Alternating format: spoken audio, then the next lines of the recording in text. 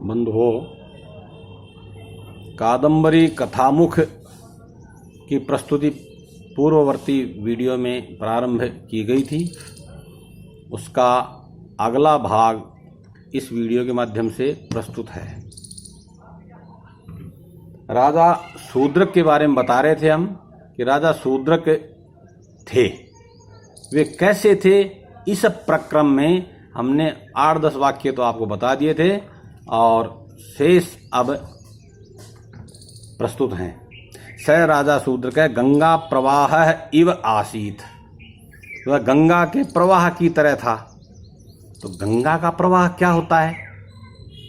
गंगा का प्रवाह भगीरथ पथ प्रवृत्तः भवति। आपको ध्यान हो या न हो तो सुन लीजिए, है तो और उसको पुष्ट कर लीजिए। किसी समय में भगवती गंगा को, जो कि स्वर्ग में हुआ करती थी, उनको पृथ्वी लोक पर उतारने का काम भगीरथ नामक एक सूर्यवंशी राजा ने किया था। दरअसल इनके सूर्यवंश में एक सगर नाम के राजा थे, चक्रवर्ती सम्राट थे। उन्होंने अश्वमेध यज्ञ किया और उस यज्ञ का घोड़ा जो छोड़ा, उसको देवराज इंद्र ने चुरा करके पाताल लोक में तपस्या करते हुए कपिल मुनि के आश्रम में ले जा करके बांध दिया। सगर के 60,000 संतानें थी, ऐसा पौराणिक आख्यान है। वे उस घोड़े को ढूंढते हुए वहां पहुंचे और उन्होंने मुनि कपिल को भला बुरा कहा, कुछ उत्पात मचाया और परिणाम स्वरूप उनके क्रोध के वशीभूत हो गए, क्रोध से भस्मीभूत हो गए, सब के सब वहीं के वहीं। अब उसी के वंश में भगीरथ नाम के प्रतापी राजा हुए। उन्होंने अपने पूर्वजों का उद्धार करने के लिए भगवती गंगा का अवतरण करवाया धरती पर। फिर गंगा जी ने उनसे कहा कि मैं किस रास्ते से चलूं, मुझे कहाँ पता है कि वो कहाँ थे कहाँ नहीं थे, कैसे आऊँ किधर से आऊँ। तो भगीरथ ने कहा कि मैं रथ पर सवार होकर के आगे आगे चलता हूँ, आप मेरे पहियों की लाइन जो बनती है ना, लीक बनती है, उस लाइन पर चलते चलते मेरे पीछे पीछे आ जाइए। तो भगीरथ जिस रास्ते से चले उसी रास्ते पर गंगा जी पीछे पीछे चली और जहाँ उसके पूर्वज भस्मीभूत थे धरती पर, उस जगह पर उन्होंने रथ को रोक दिया और वहाँ गंगा जी भी उस जगह उसके रथ के चारों ओर व्याप्त हो गई। ये एक कहानी है। अब यहाँ क्या बताया है? यहाँ यह बताया है कि राजा शूद्रक है गंगाया प्रवाह इव आसीत। बात बिल्कुल समझ नहीं आ रही कि गंगा के प्रवाह के जैसे शूद्रक कैसे हुए? गंगा तो पानी का नाम है, गंगा बहते हुए पानी का नाम गंगा है जगह विशेष पर। यहाँ इस भगीरथ शब्द का अर्थ लेंगे गंगा के पक्ष में तो ये होगा कि भगीरथ नाम के राजा का जो पथ था, मार्ग था, उस पर गंगा का प्रवाह प्रवृत्त होता है, चलता है। भगीरथस्य पथि प्रवृत्तः भवति गंगाया प्रवाह। राजा शूद्रक कथम भगीरथ रथ प्रवृत्तः, भगीरथ पथ प्रवृत्तः कथम। तो यहाँ भगीरथ का अर्थ हम क्या लेंगे? भगीरथ पथ का अर्थ लेंगे लक्षणा शक्ति से, क्या ये दृढ़ निश्चयी धैर्य पूर्वक, क्योंकि भगीरथ को कोई एक दिन में सफलता नहीं मिली थी। पता नहीं, पुराणों में तो कहा असंख्य वर्ष वहाँ तपस्या में उन्होंने बिताए, यानी कि बहुत सारे वर्ष बिताए, 10, 20, 30 वर्ष तो उन्होंने बिताए थे तपस्या में। इसलिए डिगे नहीं वो, जिस तरह से वो डिगे नहीं। तो आज भी जो व्यक्ति दृढ़ निश्चयी होता है और बाधाओं को पार करता रहता है, विचलित नहीं होता, ऐसे व्यक्ति को भगीरथ कहते हैं और उसके उस प्रयास को भगीरथ प्रयास या भगीरथ रथ यत्न कहते हैं। यहाँ राजा शूद्रक के लिए यही अर्थ लेना पड़ेगा कि वे क्या करते थे? धैर्य पूर्वकम कार्यानुष्ठानम करोति स्म, अतः स अपि गंगाया प्रवाह एव भगीरथ पथ प्रवृत्तः भवति स्म। अब अगला वाक्य है कि राजा शूद्रक रवि इव आसीत। रवि कीदृशः भवति? सूर्य कीदृशः भवति? सूर्य प्रतिदिवसम उदीयमानः भवति पूर्वस्याम दिशि उदेति। ये तो सभी जानते हैं।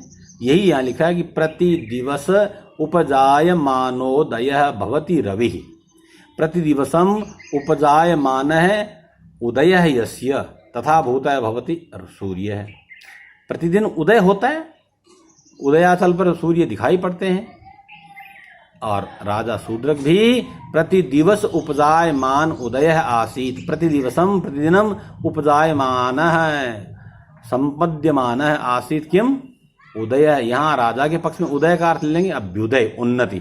तो हर रोज जिसकी उन्नति का वो होता हो प्रकाशन, प्रतिदिन जिसकी उन्नति बढ़ती हो, इस प्रकार के थे। इसलिए इन शब्दों में दोनों तरफ अर्थ, दोनों तरफ लगने की विशेषता है। प्रति दिवसोपजाय मानोदय नामक जो पदावली है, या ये पद एक है, अंतिम तो पद एक ही है, पूरा तो समस्त पद, ये रवि के पक्ष में भी वैसे ही लागू होता है और शूद्र के पक्ष में भी लागू होता है, दोनों में साम्य दिखाया, इसलिए यहाँ उपमा अलंकार हो गया।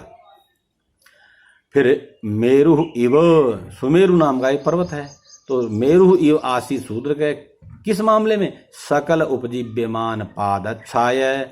सुमेरु पर्वत को भी कहते हैं कि ये सकल उपजीव्यमान पादच्छाय है, और शूद्रक भी ऐसा ही है। अब इस पदावली को दोनों तरफ फिट करते हैं, कैसे लगता है देखिए। सुमेरु, सुमेरु के आसपास उसके चारों तरफ जो छोटे छोटे पहाड़ हैं उनको कहते हैं पाद। पादाः प्रांत पर्वताः, तो उस पर्वत के आसपास जितने पहाड़ हैं उन पहाड़ों की छाया का सहारा लेते हैं कौन? कि सकल। अर्थ करेंगे कैसे? कि सकलई ही समस्तई ही जीव जंतु भी उपजीव्यमाना आश्रीयमाना। क्या है आश्रीयमान?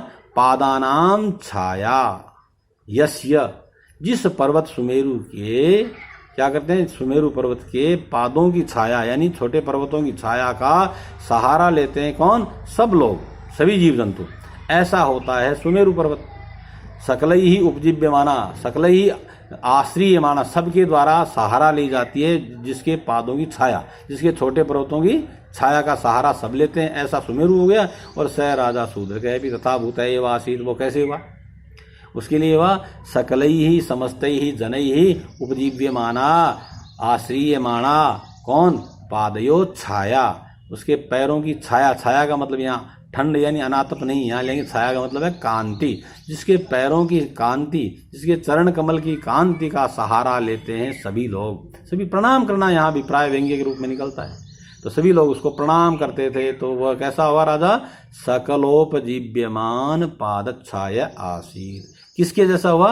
ये विशेषण मेरु के पक्ष में भी लगता है, इसलिए मेरु इव, यहाँ मेरु उपमान है, शूद्रक उपमेय है। और ये बड़ा सा वाक्य, ये जो विशेषण है ये साधारण धर्म है। इव नाम का शब्द यहाँ आया हुआ है उपमावाचक, तो पूर्णोपमा अलंकार बनता है यहाँ पर। अग्रे स राजा शूद्र के दिग्गज है इव आसीत। दिग्गज क्या होते हैं? चारों दिशाओं के चार बड़े बड़े हाथी माने हैं। दिशाओं के दिशाम गज है दिग्गज है, तो दिग्गज माने हैं। दिग्गज कैसे होते हैं? राजा शूद्र भी वैसा ही है, तो बताइए किसी एक के बारे में बताइए। तो दिग्गज है इव अनवरत प्रवृत्त दान आर्द्रीकृत करह, ऐसा होता है दिग्गज। अनवरतम प्रवृत्तम प्रसृतम प्रवर्तमानम किम दानम, दानम भवति गज पक्षे दानम भवति मद जलम। तो तेन दानेन आर्द्रीकृतः करः यस्य, आर्द्रीकृतः क्लिन्नीकृतः है तो करः यस्य तथा भूत भवते दिग्गजस्य करः। हिंदी में देखिए, हाथी के माथे में, जवान हाथी के मस्तक पर जो निकलने वाला सुगंधित पसीना है उसको मद कहते हैं। उसको मद के साथ जल भी जोड़ सकते हो, मद जल कहते हैं। और वह मद का जल माथे से टपकना शुरू होता है, उसके कपोल प्रदेश पे, उसके गंडस्थल से टपकता है और धीरे धीरे नीचे खिसकता है और पूरी सूंड, कर मानी सूंड, हाथी की सूंड को भी कर कहते हैं। तो जिसकी सूंड आर्द्रीकृत है यानी गीली बनी हुई है, किससे? जल से। कहाँ से आया जल? तो निरंतर प्रवृत्त होने वाला, लगातार निकलने वाला जो जल, जल का प्रवृत्त, जल नहीं दान। दान शब्द के दो अर्थ होते हैं। दान के दो अर्थ ये होते हैं, एक हाथी के मद को भी दान कहते हैं, और पुरुष लोग, मनुष्य लोग जो अपने हाथ से किसी को मुफ्त में देते हैं, किसी याचक को, किसी ज़रूरतमंद को कुछ देते हैं बिना बदले में कुछ लिए, ऐसी दीयमान वस्तु को भी दान कहते हैं। इस क्रिया का नाम भी दान है। तो राजा शूद्र तो राजा का शूद्रक का जो कर है वह भी आर्द्रीकृत था, मानी गीला बना रहता था। किससे? अनवरत प्रवृत्त दानेन, अनवरतम प्रवृत्तेन दानेन आर्द्रीकृत है भवति स्म कर यस्य तथा भूत आसीत राजा शूद्रक है तथा भूत भवति दिग्गज है। अतः अत्र द्वयोर औपम्यम वर्तते, यहाँ पर भी दोनों की तुलना कर दी गई। राजा शूद्रक है, दिग्गज आसीत कीदृश है? अनवरत प्रवृत्त दान आर्द्रीकृत कर है भवति दिग्गज है। और ये ऐसा का सा ही शूद्र के पक्ष में भी लग गया। अब आपके मन में आया होगा कि दान से राजा शूद्र का हाथ गीला कैसे हुआ? देखिए, जब भी दान देते हैं तो सनातन परंपरा में ये प्रसिद्ध है, ये तय किया हुआ है कि जब आप दान देते हैं तो हाथ में पानी लेकर के, जल लेकर के, और संस्कृत में एक संकल्प बोलते हैं जिसमें तिथि वगैरह का उल्लेख करके अपने वंश का, अपने नाम पता सारा बोल करके और कहते हैं कि मैं तुम्हें ये दान देने की प्रतिज्ञा करता हूँ, दान दे रहा हूँ, दान दूंगा, इस तरह कह करके हाथ से फिर वो पानी हथेली चुल्लू में भरा हुआ पानी नीचे छोड़ देते हैं। तो लगातार दान देने के कारण से उनका हाथ सूखता ही नहीं था, बार बार वो दान देने के लिए संकल्प बोलते और दान देते। इस तरह से उनका हाथ भी लगातार क्या था? दान के कारण आर्द्रीकृत था। तो यहाँ दिग्गज के समान बता दिया इन्हें। अगला वाक्य देखिए, आहर्ता आसीत क्रतूनाम, क्रतु कहते हैं यज्ञों को। यज्ञ करना कोई आसान काम नहीं है, इसमें बहुत सा धन चाहिए, बहुत सा समय चाहिए, बहुत सी सामग्री की आवश्यकता होती है और सबसे बड़े संयम और धैर्य की जरूरत पड़ती है। इसलिए इनको कहा आहर्ता क्रतूनाम, ये यज्ञों के आहर्ता थे, करवाने वाले थे। उसके बाद कहा आदर्श है आसीत, किन चीज़ों के वे आदर्श थे राजा शूद्र के? सर्वशास्त्राणाम, संपूर्ण शास्त्रों के वे आदर्श थे। आदर्श दर्पण को कहते हैं। दर्पण में आप उसके सामने जो चीज़ रखेंगे वो सामने दर्पण के अंदर नजर आएगी। ऐसे ही ये अर्थ दिमाग में रखिए कि राजा शूद्र के साथ अगर आपका संवाद हो रहा है, आप उनको देखते हैं, उनके प्रवचन को देखते हैं, उनके बोलने चलने कार्य करने के तरीकों को देखते हैं, तो समस्त स्थल पर उनके आचरण में शास्त्रों में बताई हुई बातों का प्रदर्शन मिलेगा। इससे क्या सिद्ध होता है कि मानिए कि वो राजा शूद्र शास्त्रों के आदर्श हैं, शास्त्रों के ये कि वो रिकॉर्ड है, उनके अंदर सब कुछ है, वो वीडियो ही है एक प्रकार का शास्त्रों का। प्रत्येक शास्त्र को अलग अलग पढ़ने की आवश्यकता नहीं है, राजा शूद्र को पढ़ लीजिए, उनका संपर्क प्राप्त कर लीजिए, समस्त शास्त्र आपको वहां मिल जाएंगे। इसको सार रूप में इस तरह समझिए कि राजा शूद्र समस्त प्रकार के शास्त्रों को जानते थे और अपने जीवन में उनका पालन करते थे, इसलिए वे क्या थे? समस्त शास्त्रों के आदर्श थे। अब अगला वाक्य है उत्पत्ति ही कलानाम, कलाएं होती हैं, 64 कलाएं मानी गई पूर्वजों ने, हमारे पूर्वजों ने, पूर्ववर्ती आचार्यों ने 64 कलाएं मानी गई, जिनमें ये आपकी मूर्ति कला हो, चाहे मकान बनाने की कला हो, सड़क बनाने की कला हो, चाहे कुआं खोदने की हो, तेजा भाटा कुछ भी, ये समस्त जितने भी कार्य हैं ये कलाएं हैं। नृत्य संगीत आदि भी कलाएं हैं। तो इनकी संख्या 64 मानी है। और उन राजा शूद्र को क्या बताया? कलाओं का उत्पत्ति, कलाएं मानो वहीं से उत्पन्न हो रही हैं, यानी वो सभी कलाएं जानते थे, ये इसका अभिप्राय हुआ।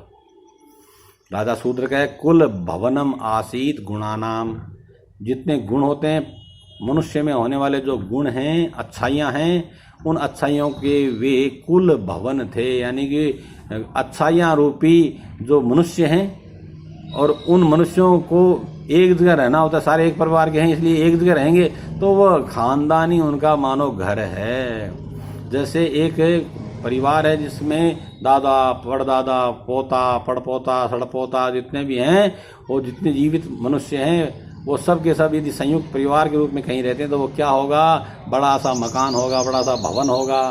तो जैसे उन सब का एक ही घर है, उसी तरह से राजा शूद्रक भी गुण रूपी अलग अलग व्यक्तियों के रहने का एक संयुक्त भवन थे। कुल भवनम गुणानाम आसीत राजा शूद्र के। आगे बताया आगमः और काव्यामृत रसानाम, काव्यामृत रसानाम स आगमः आसीत। काव्य जो कविताओं में निकलने वाला आनंद जो अमृत है, उस अमृत को या उस अमृत के, अमृत रसानाम, काव्य में होने वाला जो अमृत और अमृत रूपी जो रस है, उन रसों का भी वे क्या थे?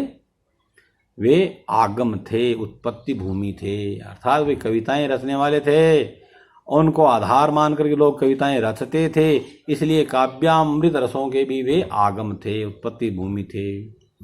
उदय शैल है मित्र मंडलस्य, राजा शूद्र का है, राजा शूद्र के उदय शैल थे। उदयाचल, शैल यानी पहाड़। कौन सा पहाड़? पहाड़ चार मान लिए इस तरह से, चारों दिशाओं में। वैसे दो पहाड़ तो फेमस हो गए अपने। कौन से? सूर्य जिधर उदित होता है वह तो उदयाचल हो गया, और अस्त होता है जहां पर तो मान लिया कि पहाड़ पे ही अस्त होता है, इसलिए वो अस्ताचल माना जाता है, हैं? और इसी तरह आपका उत्तर दिशा का पहाड़ मानते हैं हिमालय को, और दक्षिण वाला पता नहीं विंध्याचल है, कौन है, तुम ढूंढ लेना अपने आप। तो उदय शैल है मित्र मंडलस्य। मित्र शब्द के दो अर्थ होते हैं। मित्र शब्द जब पुंगलिंग में होता है उसका अर्थ होता है सूर्य, और जब नपुंसक में होता है तब उसका अर्थ होता है सुहृत, यानी कि सखा, जिसको आप दोस्त कहते हैं। मित्र मंडल एक अर्थ होगा सूर्य मंडल। सूर्य मंडल का जैसे उदय शैल है जिस पर सूर्य मंडल उदित होता है, सहारा लेता है, अर्थात उदयाचल नाम का पहाड़ है, उदय नाम का अचल, जहाँ सूर्य उदय होता है वहाँ पूर्व दिशा में एक पर्वत है जिसको उदय पर्वत कहते हैं, उदय अचल कहते हैं, उदय शैल कहते हैं। तो जैसे उदय शैल है इसलिए सूर्य भगवान आकर उस पर ठह दे से बैठ जाते हैं। अगर नहीं होता तो कहाँ उगते, किस पर सहारा लेके उगते? तो जिस तरह से मित्र मंडल के लिए उदय नाम का पहाड़ बहुत ही सहारा देने वाला है, वैसे ही वे राजा शूद्रक भी अपने मित्र मंडल के लिए उदय शैल थे, उदय शैल के समान थे। जैसे उदयाचल सूर्य भगवान को उगने के लिए सहारा देता है, वैसे ही वे भी अपने मित्र समुदाय के लिए सहारा बने हुए थे, सबको सहायता देते थे, सबको क्या करना चाहिए, सहायता का दूसरा शब्द तो मुझे तो नजर नहीं आ रहा है, अंग्रेजी में कहते हैं हेल्प, यहाँ पर सहारा ये ठीक है। आगे बढ़ते हैं।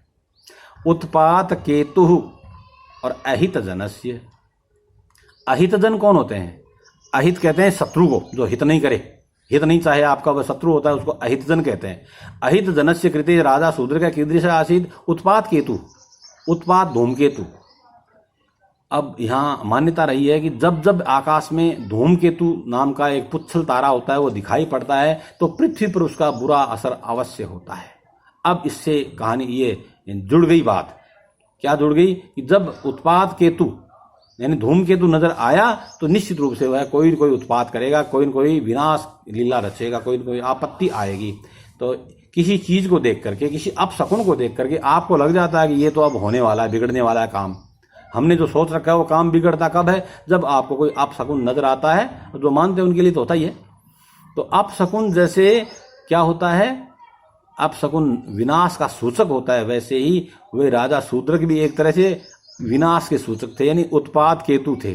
किनके लिए थे वो? मित्रों के लिए नहीं, अहित जनों के लिए थे, उनके शत्रुओं के लिए वो उत्पात केतु ही थे, मान लीजिए। यदि किसी शत्रु ने राजा शूद्रक को देख लिया तो समझो वो शत्रु तो नष्ट होना ही होना है, क्योंकि शत्रु कब आएगा, शत्रु को नजर कब आएगा? शूद्र शत्रु शत्रुतापूर्ण भावना लेकर के समक्ष आएगा तो लड़ने के लिए तो आएगा, और लड़ने के लिए आया तो दिखाई पड़ते ही समझो अहित जन का तो अहित होना ही होना है। इस तरह से राजा शूद्र को क्या बताया यहाँ? उत्पात केतु बताया है। ये एक तरह से आरोप है, रूपक है ये। प्रवर्तिता गोष्ठी बंधानाम, वे गोष्ठी बंधों के प्रवर्तिता थे, यानी कि उनके राज्य में गोष्ठियां होती रहती थी। गोष्ठियां का मतलब है विद्वानों की मंडली बैठ करके परस्पर विचार करती रहती थी, विभिन्न शास्त्रीय विषयों पर उनका वो प्रवचन चलता रहता था। इसलिए वो क्या थे? गोष्ठी बंधों के क्या थे? प्रवर्तिता। प्रवर्तिता का मतलब आयोजन करने वाले थे। आगे कहा आश्रय रसिका नाम, रसिक लोगों के आश्रय थे। जितने भी रसिक थे वो उनके यहाँ आकर टिक जाते थे। चाहे रसिक चाहे वो कविता का हो और चाहे वो किसी अन्य कला का, चाहे नाचने का हो चाहे गाने का हो, किसी प्रकार का कोई रसिक है तो वो उनके यहाँ आ जाते थे, इसलिए वो उनका आश्रय थे। अब कहा प्रत्यादेश है धनुष्मताम, वो धनुष्मताम प्रत्यादेश आसीत, अर्थात जितने भी धनुष्मान व्यक्ति थे, धनुर्धारी व्यक्ति थे, वो उसके सामने टिकते नहीं थे। क्यों? धनुष्मताम ये जना धनुष्मंत भवन्ति स्म तदानीन्तने काले ते सर्वे शूद्रकाद हीनतरा एव आसन, उनमें शूद्र का मुकाबला करने का सामर्थ्य किसी में भी नहीं था, इसलिए वे क्या थे, धनुर्धरों के प्रत्यादेश थे, सबको जवाब देने में समर्थ थे, सबका वे एक तरह से मॉडल थे, आदर्श थे। धौरेय साहसिका नाम, साहसिक जो लोग हुआ करते थे उस समय, उनमें वो धौरे थे। धौरे का मतलब क्या कहना चाहिए, इसका मतलब भी है सर्वोत्तम। साहसिक कार्य आज के समय में तो उत्तम कार्यों को, बढ़िया कार्यों को जो हिम्मत करके करता है उस व्यक्ति को साहसिक कहते हैं। पुराने जमाने में साहसिक कार्य होता है, निंदनीय कार्य हैं चोरी आदि, लेकिन उनमें भी तो कला होती है, उनमें भी तो धैर्य रखना पड़ता है, उनमें भी तो डर बना है, फिर भी वो साहसपूर्वक काम कर रहे हैं, तो ऐसे कार्यों को साहस कहते थे। साहस करने वाले व्यक्ति साहसिक होते हैं, और साहसिकों में भी वो क्या थे, धुरीण थे, यानी कि सारे जो घटिया कार्य वो भी उनको आते थे। ये नहीं कि उनके सामने कोई चतुराई खेल के चला जाए। जिस व्यक्ति को ज्ञान होता है वही तो चोरी को उसको पकड़ सकता है, जिसको चोरी करने के तरीकों का पता होता है वही व्यक्ति चोर को ढूंढ सकता है। तो इसका अभिप्राय उस तरफ लेना है कि वो बहुत ही समझदार थे, उनको साहसिक कार्यों का पूरा ज्ञान भी था। अग्रणी आसीर, अग्रणी थे किनके, विदग्धानाम, वे चतुर, विदुग्ध मानी चतुर व्यक्ति होता है, जो चतुर जो व्यक्ति होते हैं, समझदार जो व्यक्ति होते हैं, सहृदय जो व्यक्ति होते हैं, उनमें वो क्या थे, अग्रणी थे, अग्रगामी थे। वो वैनतेय इव आसीत, वैनते विनता नाम की स्त्री का पुत्र वैनते कहलाता है। पक्षीराज गरुड़ को वैनते कहते हैं।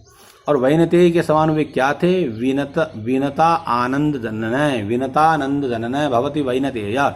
गरुड़ क्या होते हैं, अपनी माँ विनता, विनता के आनंद का जनन माने देने वाला, आनंद पैदा करने वाला, विनता के लिए आनंद देने वाले होते हैं गरुड़ भगवान। और ये राजा कैसे थे, ये विनत, विशेष रूप से जो नत लोग हैं, झुके हुए लोग हैं, नम्र लोग हैं, उनके आनंद का स्रोत थे, उनको आनंद देने वाले थे। यहाँ विनतानंद जन्म में थोड़ा सा टुकड़ा अलग तरीके से समास करेंगे तब दोनों तरफ ये विशेषण लागू हो जाएगा। गरुड़ के पक्ष में तो हो गया विनता के आनंद देने वाले, विनता को आनंद देने वाले, और यहाँ विनत लोगों को आनंद देने वाले, विशेष रूप से जो नम्र लोग हैं, विनत विशेषण नता विनता, ऐसे लोगों के लिए आनंददायक थे वे। अब अगला विशेषण है वैन्य इव आसीत राजा। वैन्य कौन थे, वैन्य थे एक राजा पृथु थे, और वो वेन नाम के उनके पिता थे। वेन, वेन सबसे, वेन का बेटा, इस तरह से अण्य नाम का प्रत्यय लगा करके वैन्य बना दिया है। पूर्वादिभ्यो अण्य नाम के सूत्र से इन्होंने यहाँ अण्य प्रत्यय लगा करके वैन्यते, ये वैन्य शब्द बन गया। वैन्य का अर्थ होता है पृथु, क्योंकि उनका अलग नाम था, उनका जो व्यक्तिगत नाम था राजा का, वेन के बेटे का, वो था पृथु। और पृथु राजा ने क्या किया था, उस जमाने में कहते हैं कि पृथ्वी पर चारों तरफ ऊंचे नीचे छोटे मोटे पर्वत ही पर्वत थे सब जगह। अब खेती कहाँ करें, रथ को कहाँ चलाएं, पेड़ पौधे कहाँ लगाएं, घुमा फिरी कहाँ करें, खेला कूदी कहाँ करें, तो जमीन को समतल होना भी तो जरूरी है। तो उन्होंने क्या किया, उन्हें पर्वतों को, छोटे मोटे जो पर्वत थे उन पर्वतों को, और धनुष के किनारे से, अपने धनुष से खोद खोद करके सबको समतल बना दिया, या धनुष के तीर मार मार करके पहाड़ों को, जो ऊंचे नीचे छोटे छोटे पहाड़ थे, जमीन पे उबड़ खाबड़ थी, उसको समतली चकार। तो देखिए, वैन्य इव राजा शूद्र के कथम भूतयासीत लिखा है, चाप कोटि समुत्सारित सकल अराति कुल अचल है।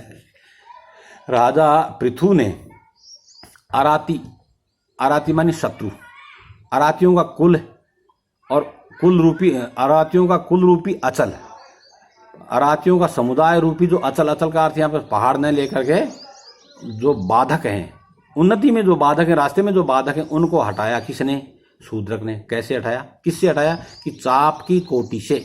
चाप मानी धनुष, उसकी कोटि का मतलब है कोटि परिमित संख्या। तो धनुष की कोटि परिमित संख्या कैसे हुई राजा शूद्र के पास में, अरे बड़ी सी सेना थी उसके पास, सभी के पास धनुष थे। इस तरह से करोड़ों धनुष जो हो गए, उन करोड़ों धनुषों की क्या हुआ, उन धनुषों से समुत्सारित माने हटा दिया है सकल अराति, संपूर्ण शत्रुओं को। तो अराति रूपी जो कुलाचल हैं, कुल के लिए जो पहाड़ की तरह से आड़े आने वाले, अड़चन पैदा करने वाले जो शत्रु हैं, उनको जिसने क्या कर दिया, समुत्सारित कर दिया। इस प्रकार का हो गया शूद्रक। और पृथु ने क्या किया था, पृथुना अपि चाप कोट्या, चाप की कोटि से समुत्सारिता सकला अरातिकुल अरातिकुल अचलः येन तथा भूत आसीत पृथु, यानी कि चाप की कोटि से धनुष का जो लोह का बना हुआ एक किनारा होता है, दोनों तरफ किनारे होते हैं धनुष के, तो उन किनारों से उन्होंने समुत्सारित का मतलब दूरीकृत, दूर कर दिया।